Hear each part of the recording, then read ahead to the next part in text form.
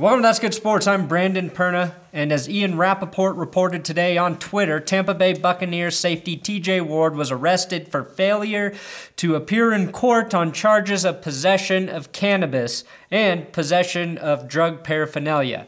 Pipes, bubblers, bongs, smoke tubes, blunts, vapes, and good old-fashioned makeshift apple bongs, all found inside of TJ Ward's pockets.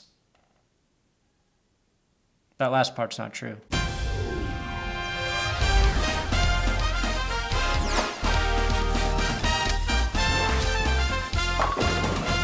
So the initial arrest report stemmed from the Tampa Bay Times earlier today, and then Albert Breer on Twitter posted a comment from TJ's agent, Josh Arnold, issuing this statement, saying that TJ denies the allegations, that he was never arrested, they were never aware that he needed to appear in court, and that this is just a bunch of hogwash.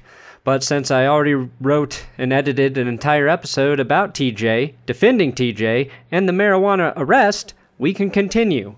This is all the information I have, up until this second. Ward was released after posting a $2,500 bond and signing several autographs for the Tampa police, including Officer DeLuca's chest. Personally, I think getting arrested for marijuana possession is like getting arrested for wearing pants that are too tight.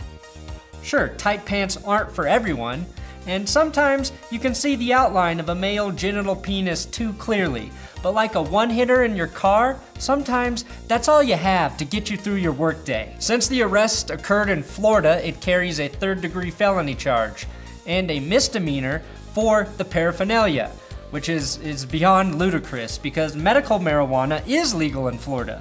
The state of Florida, like many other states, say sick people can use cannabis, but nobody else can. So unless TJ can produce a doctor's note for the weed, he could face prison time since this has been classified as a felony charge for possession per the Tampa Bay Times. In Florida, if you're caught with more than 20 grams of weed, which is a little less than an ounce at 28 grams, or as I call it, my weekend supply, party guy, you can be charged with a third-degree felony which carries a maximum penalty of 5 years in prison. Ward apparently had 99 grams, but a dab ain't one. Jay-Z. 90 grams is like 3.5 ounces, which oddly enough is the exact amount of air pressure Tom Brady demanded to be taken out of his footballs prior to Deflategate. 3.5 ounces, just like Tom Brady could get TJ Ward suspended for 4 games. TJ has money and probably a great lawyer, but this is a serious charge.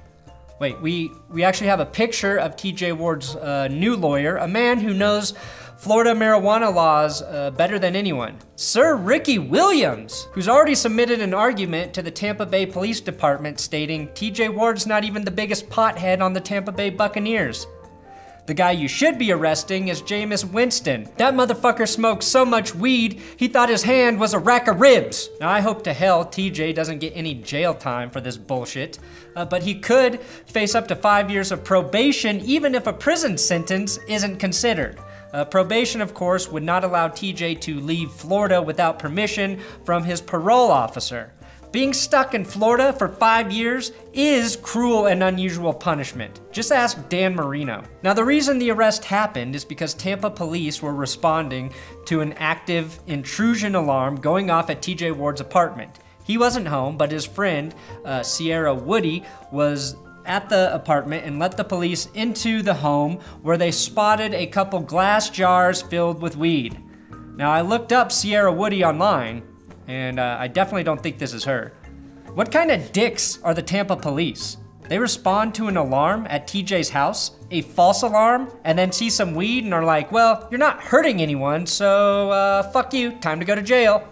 If my sources are correct, Tampa police are actually some of the best in the nation at arresting black people. And I've worked with TJ Ward at a couple of his charity events here in Colorado. He's a good dude who gives a lot back to the community, and I think it's insane we live in a country where he could potentially go to jail for doing the same thing I can do in my house every day if I want to here in Denver. I mean, Red Bull is a more dangerous drug than marijuana, yet any toddler in this country can buy one at the local liquor store without a parent.